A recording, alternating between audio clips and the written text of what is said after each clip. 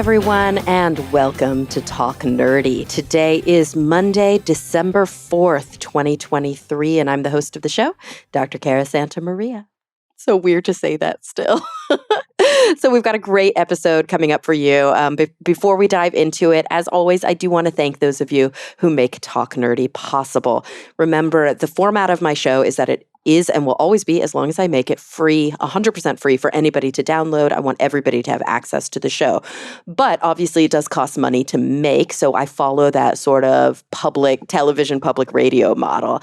And the platform that I use is Patreon. So that means that if you are able to and willing to support the show, you're basically offsetting it for individuals who can't, but who still want to benefit from it.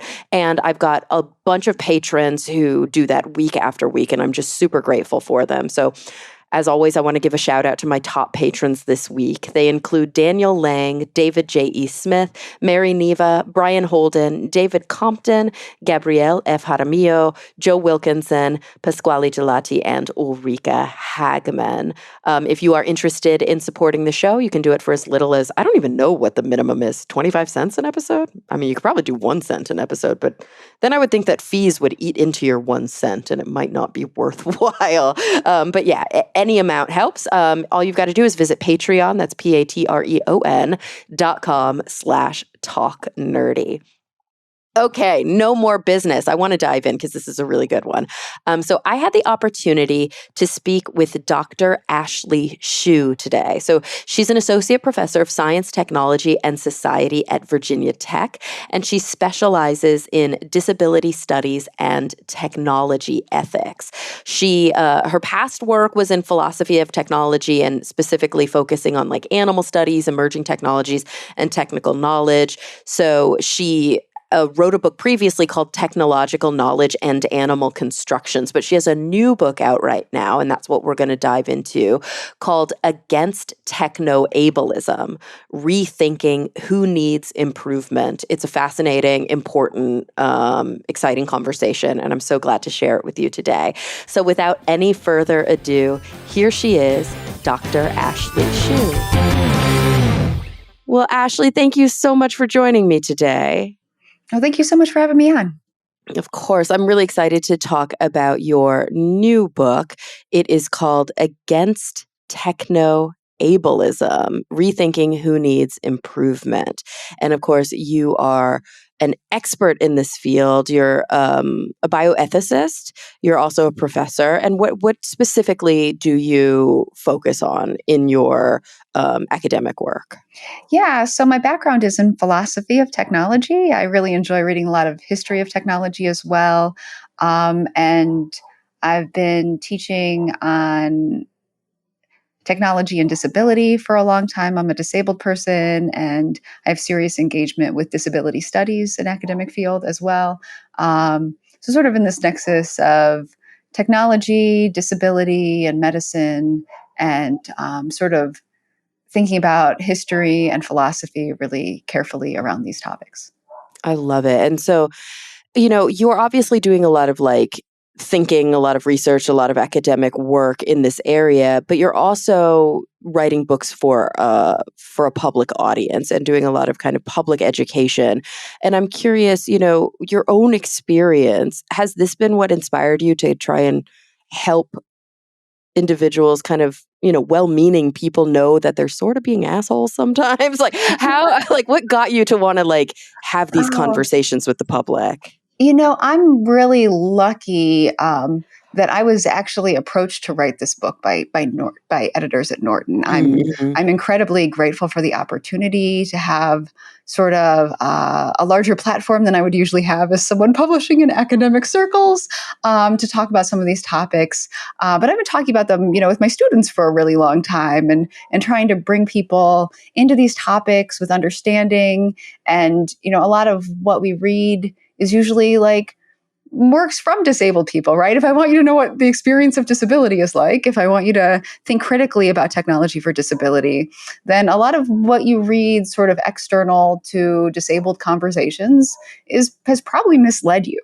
So this is a thing I encounter a lot in my teaching, and I am really lucky to get sort of the larger platform with a trade publication like Against Technoableism to have this conversation, more broadly. But I think it's one that a lot of disabled people in community, are having together. And I talk a lot about different disability communities within this book, and sort of, I'm drawing heavily from things written by disabled people and advocacy by disabled people. I think so often when we talk about technology, we look to sort of researchers and scientists as experts, but they aren't living with the technologies every day in the case of disability technologies, right? They're not grappling with how society sees them and stigmatizes them for being disabled. So they don't really have the same experience of the technologies that disabled people often do. Although some disability tech researchers are also disabled. That's not to discount their inputs there. Right. And I guess before we even dive into sort of this important, not just philosophical, but practical conversation about technology and its promises, its perils, its frustrations, and, kind of the places where it is really, really helpful and beneficial, and the places where it's really, really overblown, and there's sort of I don't know, uh, I don't know what the right word I'm looking for is, but sort of like a white knight effect of technology. But before we dive into that, I'm curious to maybe just talk a little bit about the disability communities that you've worked with, the research that you did for this book, and also your own sort of experience. I think the thing that comes to mind for me, thinking about my friends and my connections, is the deaf community, and the big argument, or the big kind of conversation that's often had about, let's say, cochlear implants in the deaf community. And that there are a lot of people in the deaf community who are identify as deaf, who are proud to be deaf, who are not interested in being hearing individuals that have a culture and a language and a really, really rich life without the need for technology. That's sort of what brings to mind when I see a book like this, Against Technoableism, Rethinking Who Needs Improvement. Was that part of the inspiration at all? Absolutely. So even before I was a disabled person and I was teaching, bioethics type courses, we were learning, what I wanted to teach people when I was teaching, say, a class on cyborgs or a class in some topic in like medical dilemmas. I often use this case study of cochlear implants and deaf communities, and had us read from deaf scholars, from deaf activists about this sort of conversation about cochlear implants. So I don't spend a lot of time in this book actually talking about those cases. I have a couple pages that I was asked to put in because it was a noticeable, like in one of my versions. Like I just didn't include a lot on this topic because I think there's so much that's really good and written on this topic about different perspectives on hearing aids and cochlear implants within different segments of the deaf community. So for me, it's like, oh, they're like, yes, I agree. Like this is really interesting. And I point to some of those conversations and just to like a longer history. So Jaypreet Verdi, who's at University of Delaware, has this book, Hearing Happiness, and it goes through all of these different like hearing cures throughout in history. So she takes the advertisements of all of these cures for deafness, all of these devices, all of this, stuff that is a little snake oily, and like looks at like how it's advertised. And for so many of those conversations, like it's like, this will cure you, right? Like that the answer to deafness is always a cure. If you look at sort of advertising history, right? Like there's something wrong with you that needs to be fixed. Yes. Well, and she even reflects on this in the book, that like it is something to always be scrutinized in that way, to show up wherever you are and people like think you're deficient, or think you need to be like, think you need this intervention, even if things are like going well in your life and you're getting along fine, they still think that there's this thing. Well, and I see that so many times with different types of technologies as well. I feel like there's good literature on this around deafness. And there's been like different like historical episodes that we could talk about in terms of hearing technologies. But I think there's a much broader story about how we imagine disability and how we imagine technology, that this is just like one example of. Yeah, and I think for many people who don't have a lot of experience with different disability communities, my hope is that individuals listening to the show have at least heard of that conversation around the deaf community and like deaf pride, and sort of the deep and rich culture that exists within the deaf community, or within many, I shouldn't say the deaf community, but many deaf communities.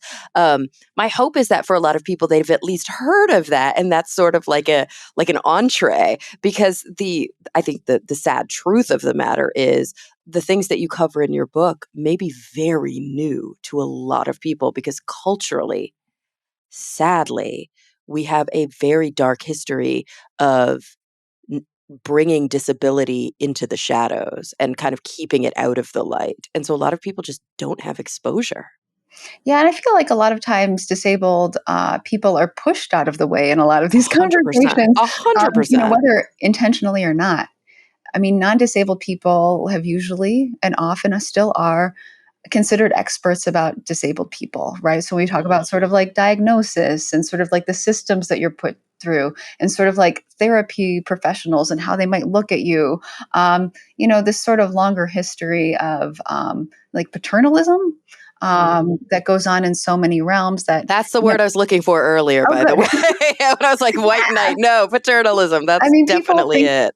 people think that they know best if you're disabled, right? And they don't actually listen to you about your experience. And one of the things that I think is really interesting about hearing technologies is that so many times when these conversations are happening, if they're happening, we don't even get a real story about what the technology is like. So sometimes, if you just listen to the advertising, oh, this new hearing aid, this new gadget, cochlear implants are just one example. But even when we're talking about like hearing aid advertising, and I wear hearing aids, they're not bad, but they're not everything everyone thinks they are, right? That it's just I put them on, and all of a sudden, everything is like it was before. Right. There are issues of maintenance and wear, where even wearing my hearing aids now, directionality is completely lost. I mean, I don't know what direction any sound is coming from. It's just in both my ears. Oh, and I remember when my mom started wearing hearing aids. So this idea of like just the calibration, the sort of readjusting to it, and also going back into the audiologist over and over to calibrate. Like I remember her telling me I would have to take them out on walks because just the crunching of the leaves under my feet was so noisy, and I couldn't hear people's voices, and like the kind of the stratification of sounds was completely off, and it became very overwhelming. Yes. And they don't tell you that, right? And I think about how cochlear implants got like released, and even all the videos we see of, kid gets their hearing aid or their cochlear implant turned on for the first time, and then like the kid like lights up and looks at their mom.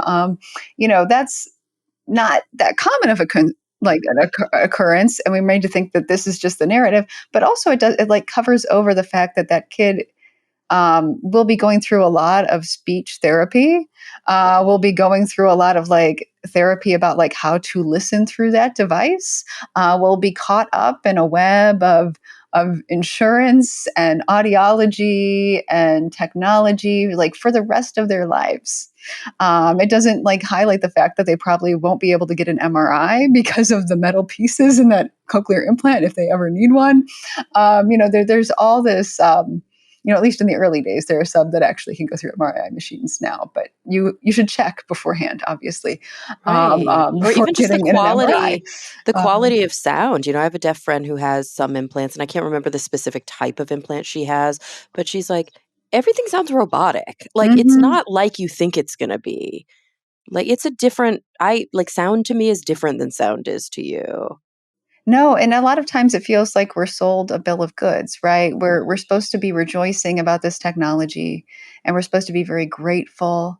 Um, and so often when people like critique disability related technologies, when disabled people say like, oh, this isn't as great as you think it is, there's a resistance against that. Oftentimes disabled people are painted as like bitter if we complain about something, or not appropriately grateful. We're supposed to be like representing the future. in the minds of many people that, especially when we have, visible implants and things like that. Like, this is a futuristic look. And for us to like inform them that the future isn't going to go as smoothly as they hope. Ah, yes, like an insult. And also this kind of right back to the paternalism you mentioned. This idea of like, you poor thing, I gave you a thing that made you better. Why are you complaining? Like, it's gross. It really is. And it's not just that this happens in like a clinic where I'm trying to get a better piece of technology, right? Like where, I really like my prosthetist because he always encourages me to complain so that we can get it right. Right. Like that is a good attitude on the part of a provider. But even if I go out in public, like, if I've fallen, which I've done, a number of times, and I can't wear my leg, or if my limb is swollen and I can't get it on, and I'm appearing in forearm crutches, like people are a lot more unsettled by my presence because I'm not wearing a prosthesis. Like I'm read differently, I'm checked out differently. People may ask me why I'm not wearing my leg. And for some amputees who don't have prosthetic devices because they're expensive and require maintenance, and not everyone's going to want one. So there's like that kind of thing that goes into it. Like I think my leg is very convenient. I like wearing it, but indeed, there are plenty of days, I might consider not wearing it because of what I'm doing and discomfort and things like that too. So there's this like, I encounter people in the public, and I know some of my amputee friends who talk about this, like, not wearing what they want you to wear, right? Is actually like they ask you, yeah, why aren't you wearing that? Or what's wrong? Or, invasive questions sometimes about your body and your choices and the tools you would prefer to use. And, not every trip to the grocery store is an interview opportunity. I'm often when I'm doing this show, right, as the sort of conduit between the audience and the individual that I'm talking to, I'm always in my head running through analogies, comparisons, personal experiences. Like I'm always trying to find connections.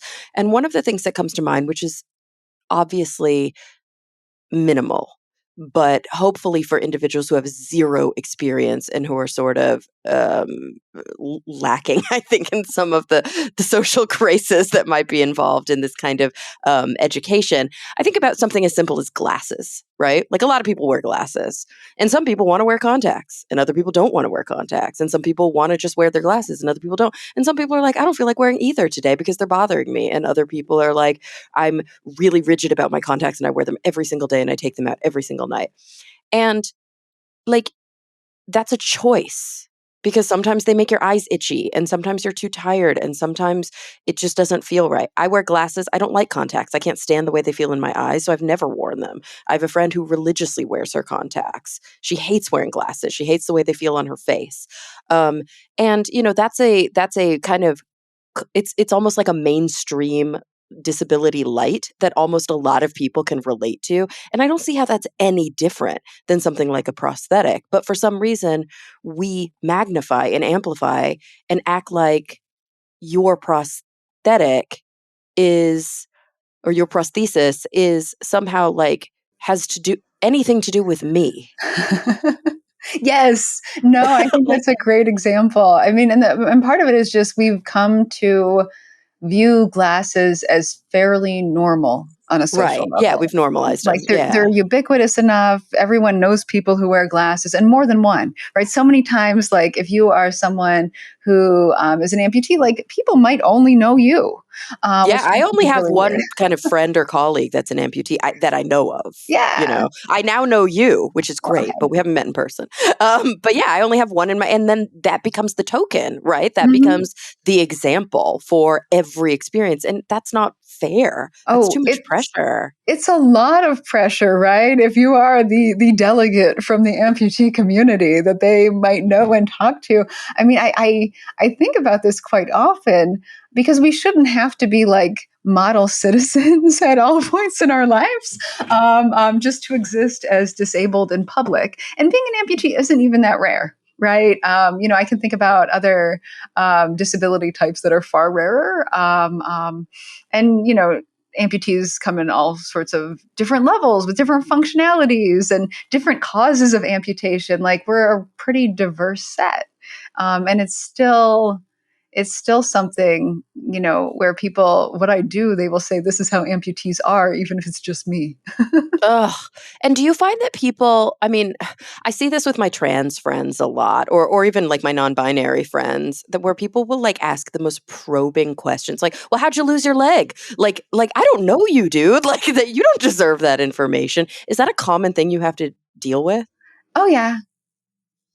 Like, and for me, I mean, I lost my leg to bone cancer, right? So it's like the answer is not great because they want a manly story, right? If we're Right. You were drawing like a fighting thread. a bear. Yeah, Time to shark pull bit up it some off. manly stories, right? What they want is something dramatic or cool, or they want to find out that I was in the military so they can thank me for my service. It's a really common thing for amputees to be thanked for their service, just straight up, even though most of us aren't losing our limbs that way. Oh my god. Um, like, and then it's a really awkward conversation where you have to say, well, no, I didn't lose it in the service. And then, what does that mean? But my answer is like cancer. And I like it because it's like, I'm not like cancers make up a very small percentage of amputees. So it's not something that they have a canned answer for.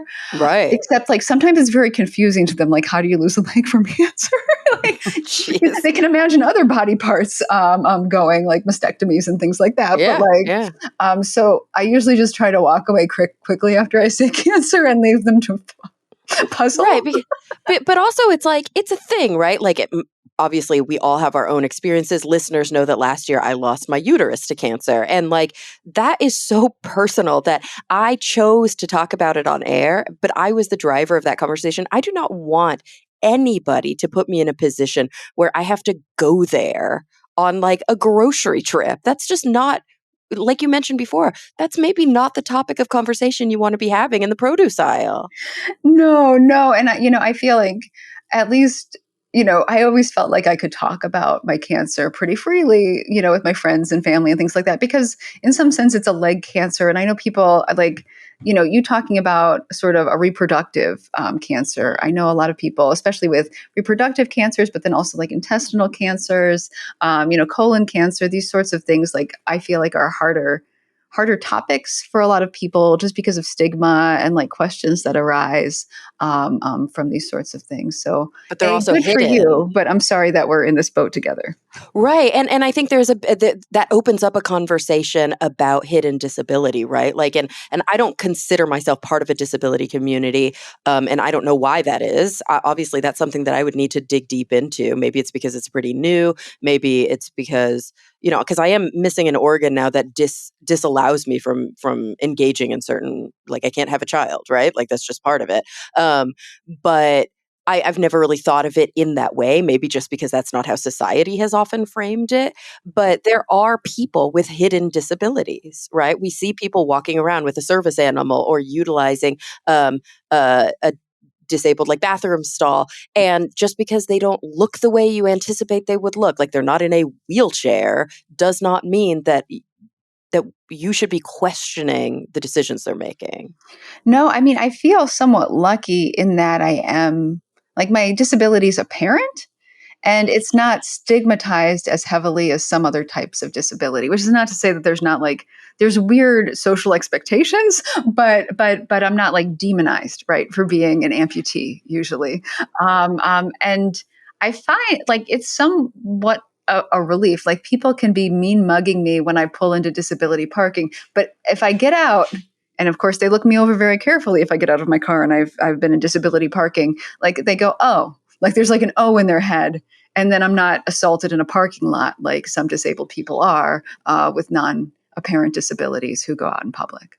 Oh, it's just heartbreaking to think that that happens on the regular basis. Like, I don't know, it just reminds me of this society's, and I know I'm going a little off topic, so I don't have to spend too much time here, but it reminds me of this very American individualist manifest destiny perspective that you sometimes hear when people are like, shit talking homelessness, or they're shit talking individuals who use government assistance as if it's like a gift, like, oh, their lives are so easy, or oh, they're just taking a handout. And you're like, you don't want to be in that position. Do you understand what these individuals are dealing with? But no, there's no empathy there. So it's almost like, why is somebody mad that somebody who has a disability that they can't see is using a parking space that's slightly closer, like because they want to park there? Like, how gross can you be?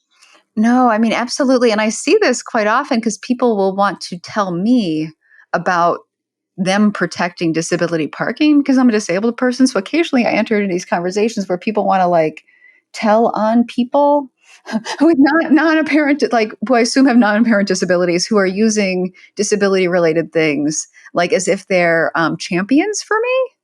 And that's, I have to like explain non-apparent disabilities are just as real, and like a lot of people have pain that you can't see or something like COPD, or will like become breathless, that they need that closer parking. That anyone would scrutinize someone using it is really just absurd to me. But there are people who consider themselves disability allies who really want to get in there and scrutinize other people for you, and I find it really ugly, actually. It is. I agree. It is very ugly. And I think it calls for a lot of kind of looking inside oneself and asking oneself, why am I having this reaction in this moment? You know, why do I feel this way? Why, if I feel like I'm trying to be a champion, how much of that is paternalistic of me? How much of this like virtue, this thing that I see as a virtue is actually a lot darker than I want to admit? And I think that's important work that we all have to do on ourselves. Um, Yeah, yeah. So many narratives about disability tell us that we should be helping disabled people, right? Like this exists. Yeah, it exists in lots of different literature. I mean, there's like a dearth of authentic disabled representations. So when we do see disabled characters, they're often written by non-disabled people, imagining non-disabled people, acted by non-disabled people, who aren't like who often posit like helping disabled people as like a nice thing for like a main character to do to show that they're nice. Right, Right, yeah, like all people with disabilities are like damsels in distress, and Mhm, so, mhm. yeah, they need to be like this virtuous person to help Yes. them. Well, and we see this all the time echoed in our media too. I loathe prom season, and I loathe it because a disabled person getting a date to a school dance is not remarkable. Right, and and and it's and we not see, well, charity. and it's embarrassing. I can't imagine being that disabled person like 10 years later going, oh, it was so nice that they brought me to the dance, and then they did this whole story about how nice this person was to ask me to the dance. No, I mean, that's embarrassing, right? To be the object of so much scrutiny, and to like, i, I would like trying to think back on being a teenager, like the idea that it was newsworthy that someone like pitied me, and took me a place, and that it was something like that the other person was praised for, like it's really ugly, to paint that scenario that way. But we have like so much literature that does this very thing, and I think about Harriet McBride Johnson, who wrote *An Accidents of Nature*, this lovely book about disabled kids at disabled summer camp, where one says to the other, I wish there were just one story in the Bible where the crip didn't get cured so that people would leave me alone. Right? With the implication that like they've heard all of these stories. So their thought is that all disabled people need help, need intervention, want a cure.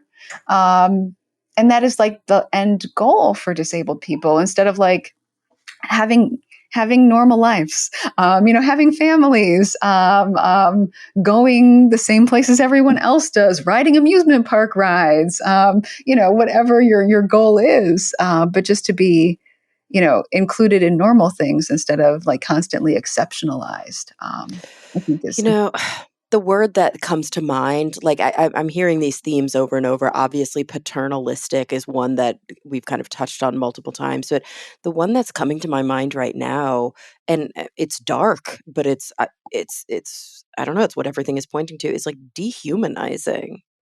Like it's really deep. It's, I think about like the genocidal playbook. I think about the historical wrongs and how easy it is for a large group. I think about what's going on in Palestine right now, just how easy it is for a large group of people to sort of buy into propaganda over a long enough time.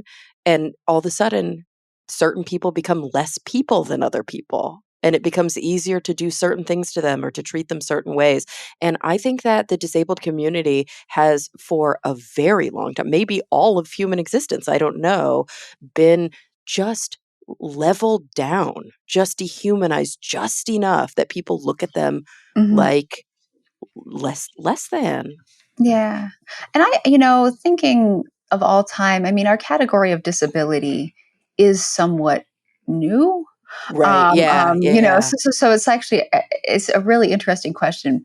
I would say, like, some types of disabilities were just not like recognized, or they were viewed differently, right? Yeah, So it's not sometimes maybe like we they have this weren't. category into which so many people would fall, until we have like industrialization and notions of work, that end up making it so that we gel together. Like, well, who can't stand at this machine for 12 hours and make nothing but widgets, in some sort of physically demanding conditions? Well, it's then you start to form a category of people that like often falls around the lines of disability. So I think about It's it like the creation in yeah. terms of work. Yeah, it's Often. interesting. I think of like indigenous communities or individuals who might have had, like, let's say, a sensory disability, somebody who had like a visual impairment, and they may have been viewed as an individual because of like heightened senses in other ways or because of different ways of seeing as somebody with wisdom or as somebody that we would turn to as like an elder in the village to help us make decisions because that kind of capitalist expectation wasn't necessarily there. So it's interesting, yeah, thinking of historically, there may have been a dehumanizing category for certain people, and there may have been elevated spaces for other people. And then other people, it might have just been like, Yeah, yeah, that's there's just how this you are. great book Like, called just it is what it is. yeah, so there's this really cool book called this is from a while back, called The Social Lives of Dwarfs. And it is about how people have regarded little people throughout history, because we have records, and it's something that you can like track in the fossil record, say if little people existed in a society. And there are, once we have like writing and, pictures, you know, the sort of different views different societies had.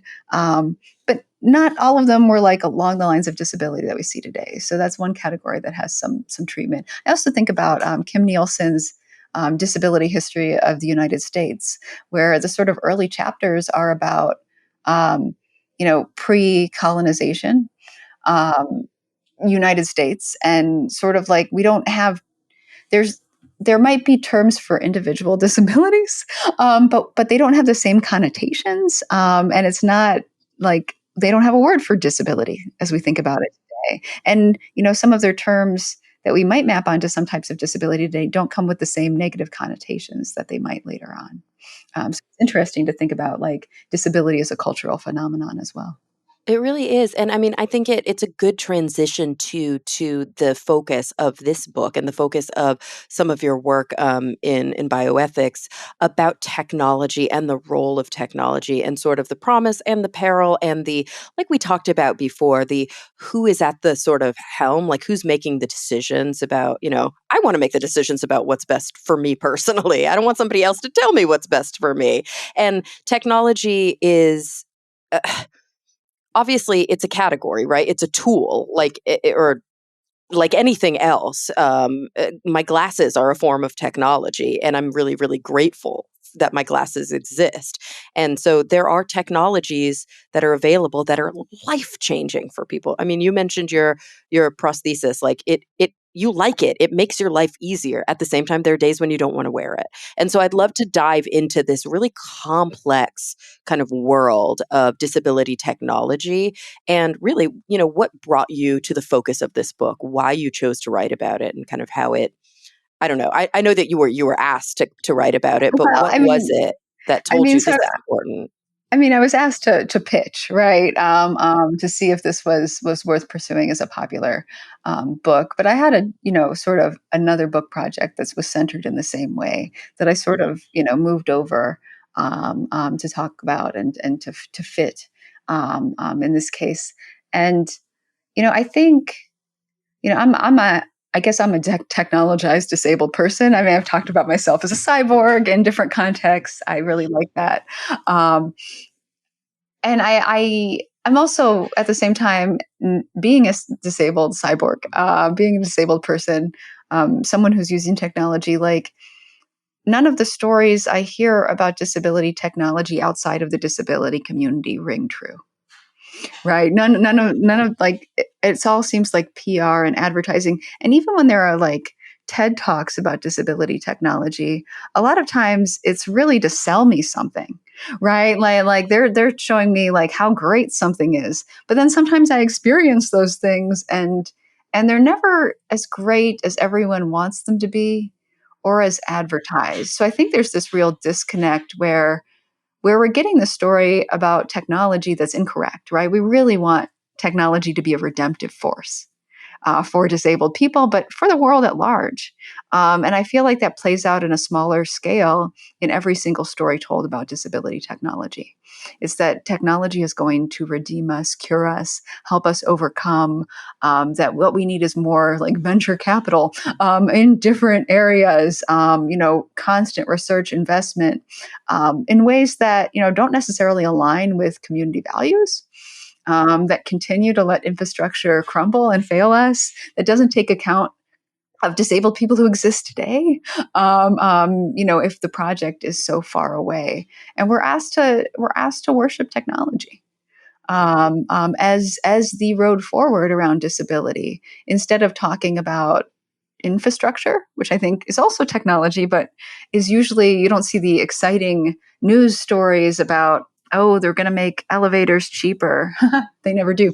But these sort of infrastructure projects get completely glossed over. And, so many technologies only make sense within a particular social and environmental niche, right? It's What I yeah. need to do depends on the environment I'm in.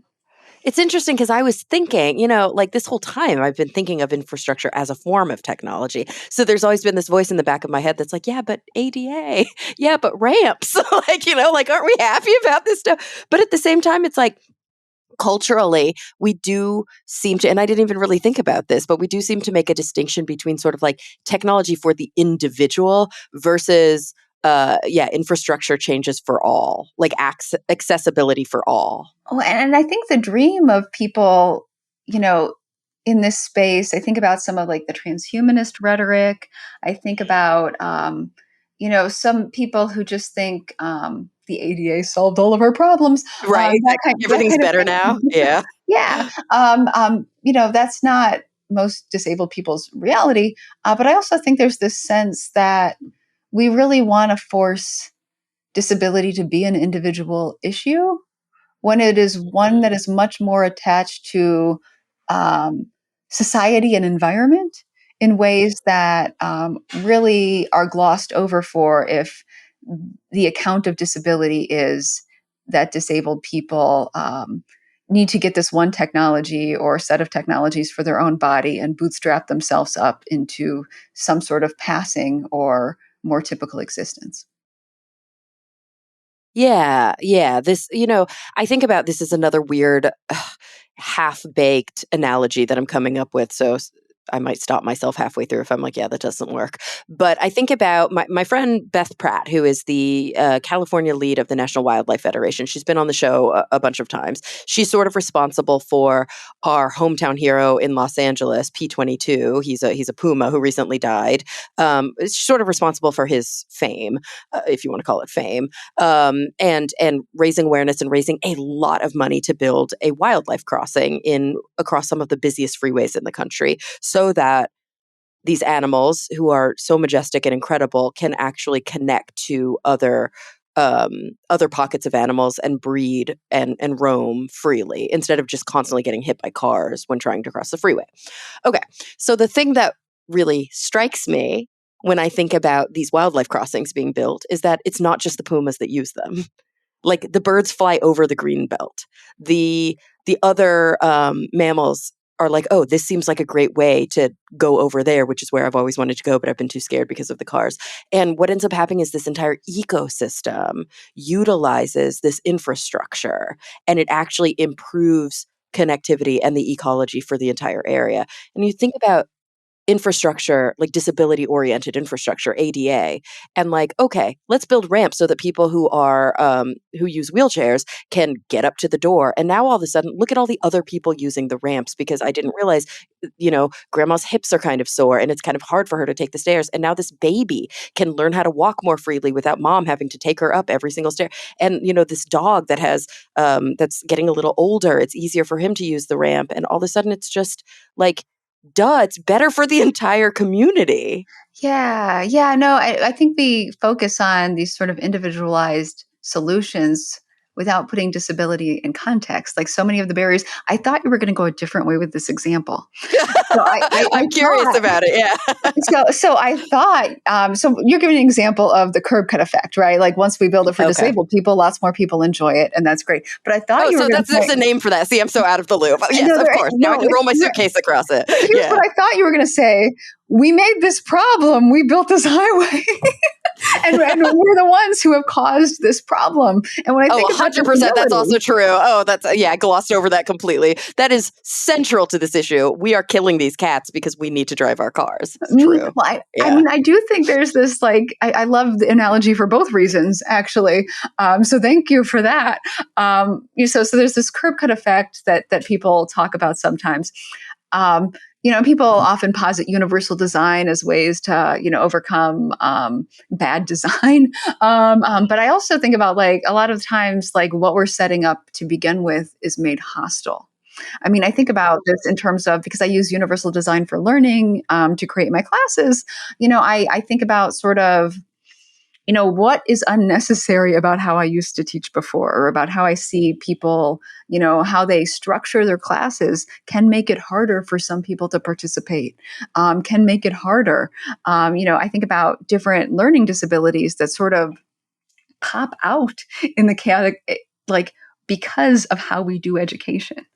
Right? Because, we need everyone to sit still in a circle. We demand this in kindergarten. What that means for students who can't. Right. Like how What many that of these means for, barriers yeah. are sort of just natural and there are natural barriers. You think about the natural landscape, like a national park, for example.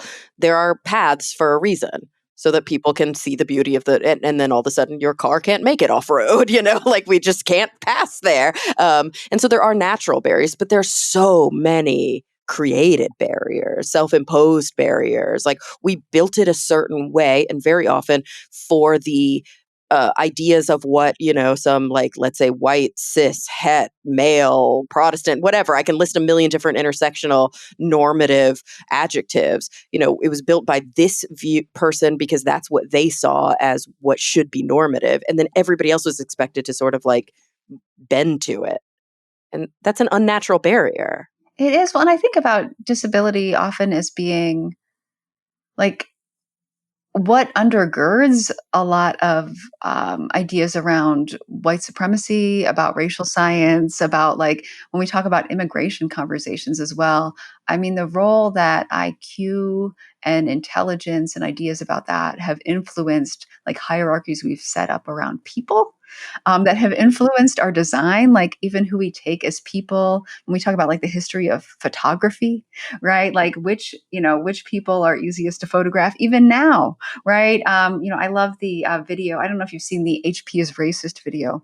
It's from a while back, but it was two coworkers, Black Desi and White Wanda, and they got a new Hewlett Packard computer in, and they're playing with it, and they are taking a video, and it keeps zooming in on White Wanda every time she's in the frame because it's, like, supposed to recognize faces, and every time Desi's there, it just doesn't recognize him at all. And I think about, like, this longer history of, like, who we care to see that sort of plays out in a longer history. And I think about this, in terms of who is important, who do we think we should listen to, who should we focus in on, and like literally focus in on if we're talking about camera technologies. But then also, who gets to set the conversation after that. Yeah. And, you also think about what the future looks like for all of us because of these decisions that we've made, because of this sort of intentional or not, consumption, this intentional or not destruction of our natural infrastructure, right? We are facing a future of uh, aggressive climate change. There are people who literally think that we've got a better chance going and terraforming another planet than staying here, which I have like big issues with that kind of rhetoric, but that's another conversation. But like the same technologies or more extreme versions of them, especially if we talk about infrastructure change that we are grappling with here, would definitely have to be in the conversation there. It's amazing that I keep going back to this idea in my head, and you so beautifully point this out, that disability, and maybe this is just it's the problem with the sort of American um, ideology, is like it's not an individual issue. No, no. So you're touching on my favorite topic, which is disabled people in space. So thank you Mhm. for that opening. But space will surely disable us, right? If Yeah, you we don't will go up all to be like, space, I need technology to get I through mean, this. Yes. osteoporosis, all of the sort of ways in which gravity helps us like reproduce and poop, all of these things that are going to become much more complicated. Um, it just points to how we could design better, but also like I think about climate change as being one of these things that disables people. Like we're going to have more disabled people in the future, not less, because of how we've set things going forward. Whether we get space future, whether we get climate change apocalypse future, we're looking at more disabled people in our future, which is why I think it's way past time to start listening to disabled people like in every area of planning. Alice Wong calls us oracles for the future. Leah Lakshmi Piepzna Samarasina, says the future is disabled. We have a lot of, poets and writers and leaders within the disability community who are saying really transformative things about how we need to organize ourselves for the future to come. And no matter no matter what future that looks like, all of our realistic futures are going to be disabled ones. Yeah. Yeah. And it's, I, there's just something about this mirror effect, right? About kind of looking in the mirror, stripping yourself down as individuals and digging deep into your own mentality and saying, I think just flexing, exercising your empathy. We are talking about people. I am a person. You are a person. We are all people, and we are intersectional people.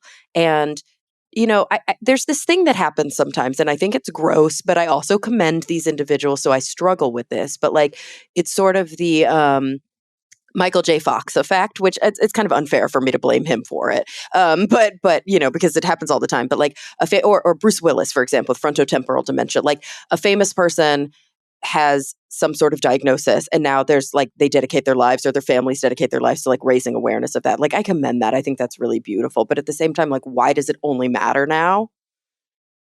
And I think that it's a hard thing for any of us, any intersectional person who struggles with their own difficulties, to look in the mirror and say, like, I have my shit, they have their shit. Sometimes the shit is not the same shit. Sometimes other people's shit is worse than my shit, or my shit's worse than other people's shit. But it's all what it means to be human. And why do I need to have experienced something myself before I'm willing to like just care about somebody else's thing? Mm-hmm. No, I mean, especially since, sometimes people talk about non-disabled people. They use the term temporarily able-bodied Oh, I love that. to Right. remind It's like everyone. maybe right now. Oh, wow. Yeah. So yes, but I think what you're saying is also we should care about it, even if it doesn't become us, even if we don't Yeah, become that, exactly. right? And I really appreciate that. I do like the stick effect. Like if you don't, Anita Cameron has this great quote. Anita Cameron is this disability legend, and she's been arrested 140 something times with ADAPT, protesting for disabled people on public transit and disabled people getting medical care. She's just amazing, and she has this great quote, and it is, "You erase us at your peril." Yeah. Since you like kind of dark things, I thought that would be a good one for you. Yeah. Yeah. It's interesting because I think both things can be true, right? Like this idea that this could be you, right? So in a sense, like looking in the mirror and saying, this could be me. Like I need to actually care about this because it happens so often. Like you don't what you have until you've lost it, or you don't know how it is until it happens to you. Fine. But at the same time, it also matters even if it never happens to you. Like Yes. both of those things can be true. Absolutely. Absolutely. No, I love thinking about the future, right? So my training is in philosophy of technology, right? I obviously want to think about the future a lot and have for a long time. And it's, I feel like listening to disabled people reading memoir and all of these things really helps me think about the future in ways that no other source of literature does, except I think also about Afrofuturism and Indigenous futurism in this way, like these three sets of literature. And of course, there's good overlaps, wonderful overlaps between some of these things. Really like give us more realistic futures to consider that aren't always thinking that technology has somehow redeemed us individually and then sort of as a group of people as well. Absolutely. There's just, we're coming up on the time that on having taken away enough time from you, but there's obviously always so much more to talk about. I'm curious, Ashley, before I do want to ask you my last two questions because sometimes I forget, but I just feel like it's going to be important to hear from you. But before I do, I'm curious. Obviously, there's a million things we didn't have a chance to talk about, but is there anything that sticks out to you that you feel like it would be kind of remiss to not mention? Oh, no, I think you're asking great questions because a lot of them aren't really ones I've been asked before. And I've done it like a number of podcasts now with the Oh, book out. good. So I'm actually really excited about the conversation we're having. It's not treading over all the same stuff. So I'm having a great time here. And there's nothing like in particular that I feel like a burning desire to talk about. I feel like I should have said more about eugenics at some point, but Oh, right. We didn't even go there. I feel like it's weirdly sort of implied in a lot of what we talked about, but you're right. We didn't explicitly go we didn't there. explicitly go there in the same way, but I Yeah. did appreciate that. And you do go there in your book. Like this is an important topic. Yes, yes, yes. And so, I don't want to say on that note because I don't want to bias it or prime it, but I am really curious. My show covers so many different topics. Just scrolling back to some of the episodes that I did this year, fungal pandemics, investigative genetic genealogy, gestures, bluefin tuna, junk science, women soldiers, so many different things, COVID pseudoscience. So I love to get the perspective of the experts, the writers, the individuals that I talk to about these two big picture questions, and they have to do with the future. And as a futurist, I'm super curious about your take. So here they are. When you think about the future, in whatever context feels relevant to you right now in this moment, so this could be personal, it could be professional, it could be familial, communal, societal, global, even cosmic. Number one, what is the thing that's keeping you up the most at night? Where are you really struggling with pessimism, maybe even cynicism? What's really worrying you? And then on the flip side of that, so that we do end on a slightly more positive note, where are you genuinely, authentically finding your optimism? Like, what are you truly looking forward to? Oh, these are interesting questions. I have to say, I probably have a weird sense of the future. 10 years ago when I got my cancer diagnosis, I thought I would be dead by now. And I'm not super old yet. I turned 40 this year. Me Um, too. Welcome to the oh, club. congrats. High Yes, five. congrats to you too. Yeah, Um, love it. we made it. Yay! Like my sense of my 40th birthday wasn't like, oh no, I'm old now. It was just like, oh wow, like Yeah. this is Oh, that's happening. And I've had incredible. two recurrences of my cancer, right? So this is What not a like perspective shift. yeah. I've Yeah. had two little chunks of my lung removed. Shout out to my surgeon. Love you, Betty. And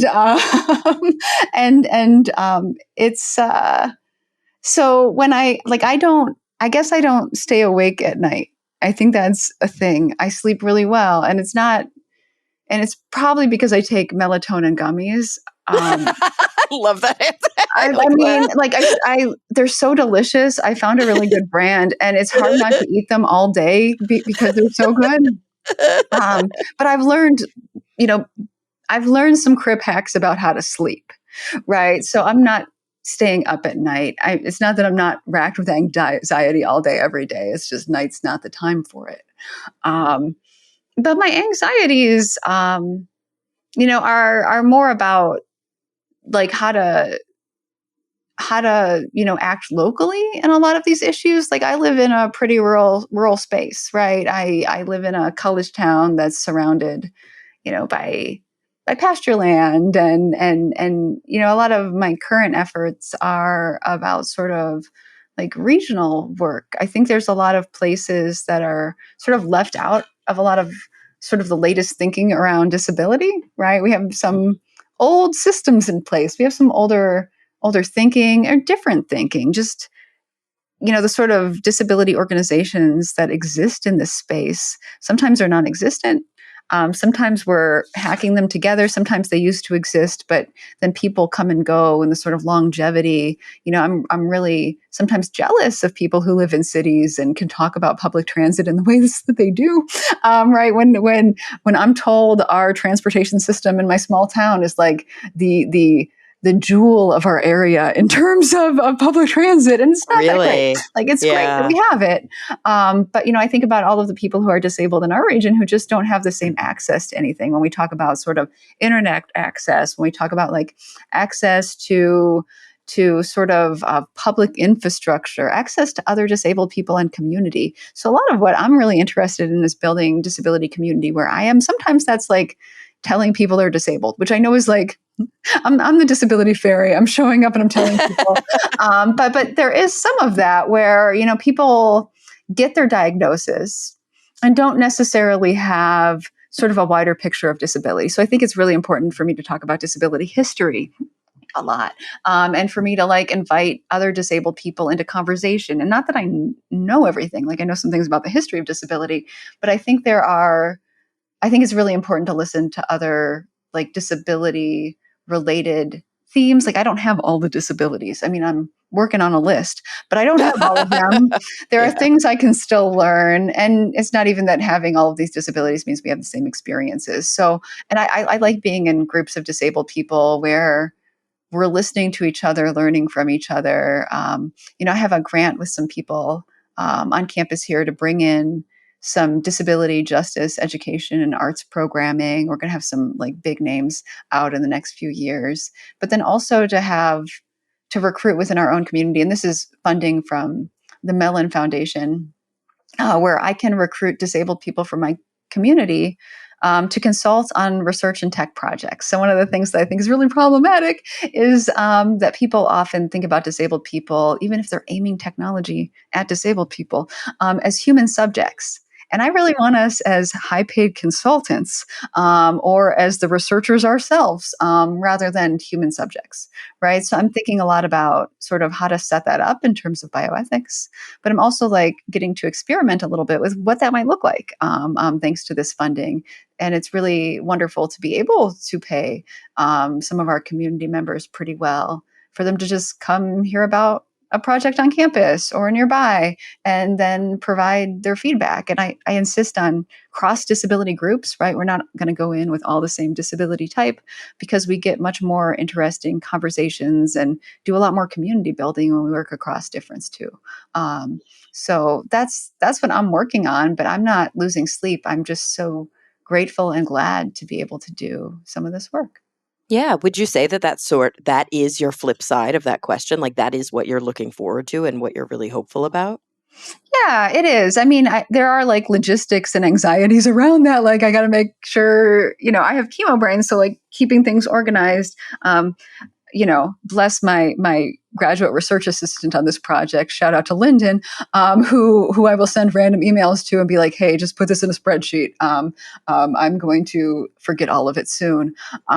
These sorts of things. So also like learning how to do some of the research as a disabled person and setting up protocols that other disabled people can engage in and be researchers along these lines too. So yeah, there's a lot of like threads to that, but I love being in disability community. I love having conversations about technology and the future, and I get to do that. So things are pretty amazing.